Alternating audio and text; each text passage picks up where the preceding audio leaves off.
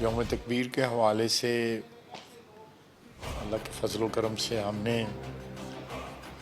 نواز شریف کی قیادت میں ایٹمی دھماکے کر کے اس ملک کی دفاع کو ناقابل تسخیر بنایا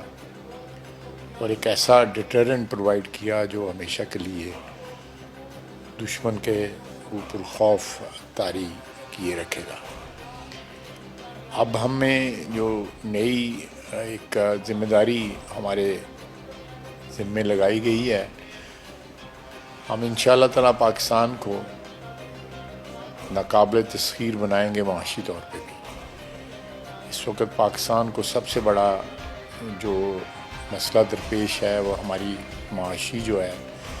حالات جس قسم کے ہو گئے ہیں، جس میں عام آدمی جو ہے وہ بہت زیادہ پس رہا ہے مہنگائی کی چکی میں۔ جب تک معاشی حالات ہمارے مضبوط نہیں ہوں گے، جب تک ہم معاشی محاذ پہ بھی ناقابل تسخیر نہیں ہوں گے، تو ہماری جو خوابوں کی تکمیل جو ہے یا تعبیر جو ہے وہ ہم حاصل نہیں کر سکیں۔ لیکن انشاءاللہ تعالیٰ جس طرح ہم نے ایٹمی طور پہ پاکستان کو ناقابل تسخیر بنایا، دفاع جو ہے پاکستان کا، اسی طرح انشاءاللہ معاشی طور پہ بھی پاکستان ایک خوشحال ملک بنے گا۔